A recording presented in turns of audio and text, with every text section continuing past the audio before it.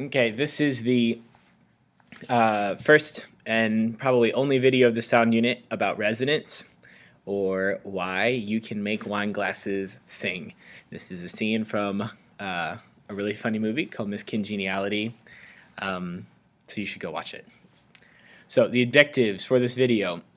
By the end of this video, you should be able to define and understand the concept of natural frequency, forced vibration, and resonance, and all three of those tie together.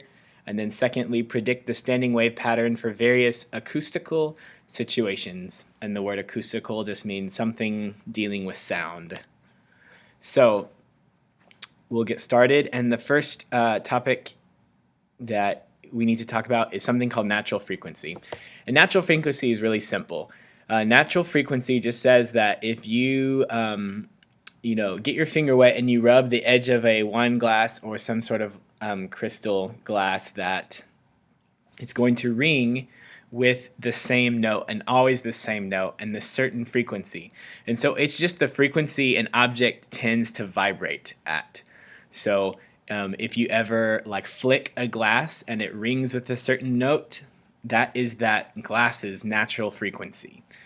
So every object has a natural frequency. Some of them are clearer than others, like a wine glass has a really nice tone, or like if you blow on a bottle, that's its natural frequency too. If you drop your pencil though, it technically has a natural frequency when it hits the ground, but its frequency is actually several frequencies together. So you don't hear a nice tone, you just hear a clunk. But every object has a natural frequency. And so this actually is how we get musical instruments to work. So when you blow through, let's say, a trombone, you get its natural frequency. And so that means that you can change natural frequency. And there's a lot of factors that can play into this. Like you can change the length. In the case of a trombone, when you extend the slider, you are changing the length of the pipe. And that's going to change the natural frequency.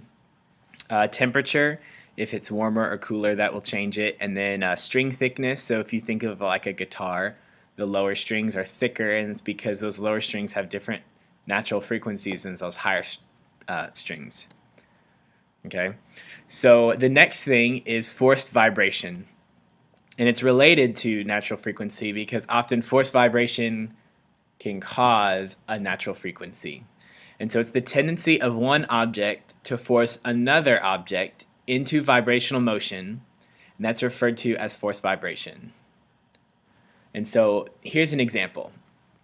And this forced vibration explains why an acoustic guitar, which is this guy, will sound loudly, and you can use it without an amplifier. An electric guitar is very quiet without an amp, like just unplugged. And so what happens with forced vibration is you pluck a string, and the string vibrates with a frequency, like whatever note you're playing, okay?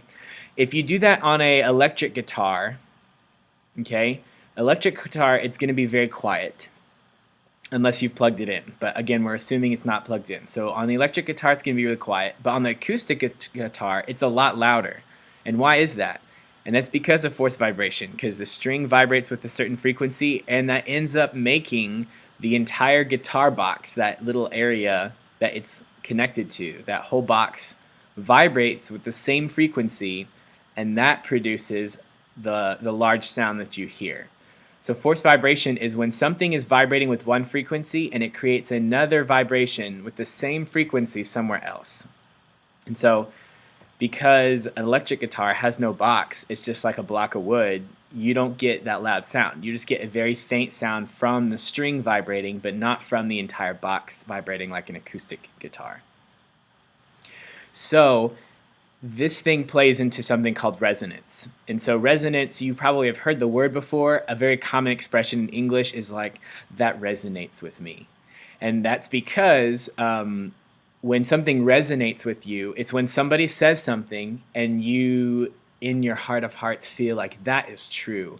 And so it's like by hearing something, you agree, or you have an emotion that correlates to what somebody said, that resonates with you.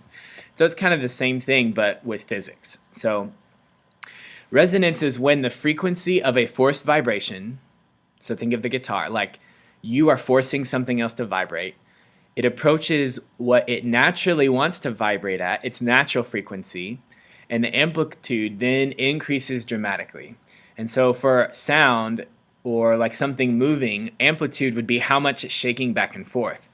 So this is when people try to break wine glasses with singing. It's actually possible, and it's from resonance.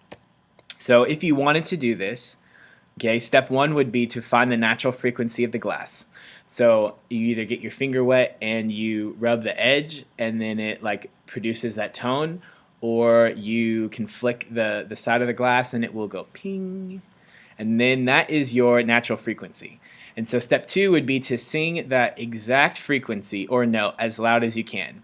And so in reality, it's very difficult to sing as loudly as you need to, but theoretically it would be plausible.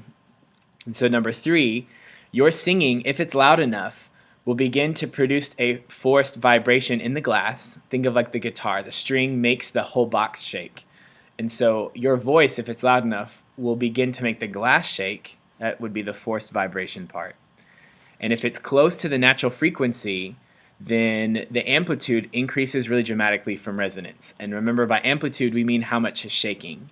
And if it shakes enough, then the glass will break because it can't handle it.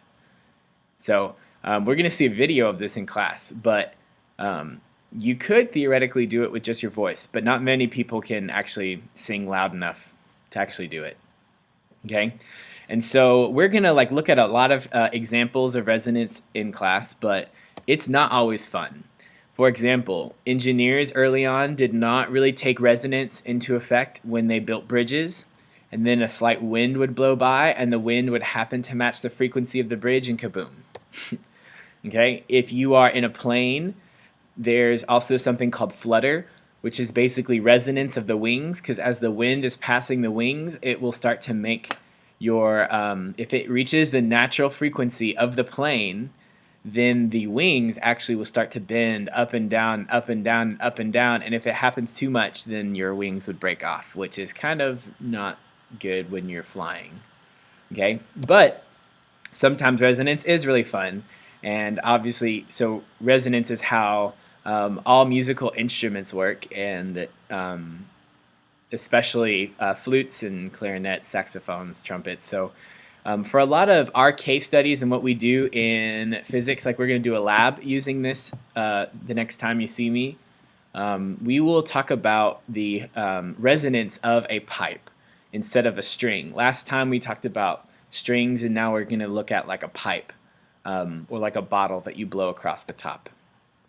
So resonance is a phenomenon of standing waves, which means phenomenon just means like an event that occurs. So anytime there's resonance, it's from a standing wave somewhere. And so when we're looking at pipes, this is like an example of some standing waves in a pipe. And remember, sound doesn't actually look transverse. This is a representation of density. This just means that there's going to be very low density at this end and very high density at this end because of the waveform. But it's not like it's actually making little like visible squiggly waves inside the pipes. But what you notice is that everywhere that this pipe is open, okay, think of like this is like a little bottle. Everywhere the pipe is open, an open end, that is like in a string, it would be like a free boundary. And so you remember the wave comes up and bounces back on the top side. And so that means it's going to form antinodes everywhere that there is an open end. So you see over here, all these open ends, they all have antinodes forming at the open end. Okay, and if you look on the other side, they're all closed ends, and that is like a fixed boundary with a string, like where the wrench was holding it in place, or if you tie a string really tightly, that's like a closed end of a pipe, and these always form nodes. Okay, just think like a string. If you fix this end, it always is going to form a node where you fix the string. So this is going to be highly important to us as we look at this. Okay, so now that you know that it's always going to form antinodes at open ends and nodes at closed ends, I want you to pause this recording and draw this really quickly and then predict the smallest standing wave, the smallest wave that you think can fit in each of these situations, and then press play and then check your work. Okay, so assuming that you actually did that, for the first one, you're going to get a wave that looks like this. This is the smallest possible wave that you can get in this a pipe that's open on both ends, basically like a tube, so that you can get an antinode formed at both ends. So you can't just have a wave that just like is straight across. That's not really a wave. So you have to go down at least once, and so you have this and then this part. It goes right there. Okay. For number 2, that was just like the last slide. You have an antinode at this end, and it has to come to a node on the closed end, and this would be the smallest possible wave. And then number 3, if you had a tube that was closed on both ends and you had a sound wave inside, it would actually form a bubble. And this is kind of like what you saw with the string, and that's because a string technically has a fixed end on both sides. So that's why you get the same pattern inside a tube that's closed on both ends. Okay, so that's the end of this video. So by now you should be able to define and understand the concept of natural frequency, forced vibration, and resonance. If you don't, go back and watch the video over again, and then be able to predict the standing wave pattern for various situations, acoustical situations, like different pipes. So when you walk into class, you should be able to do both of these things and have a wonderful rest of your day.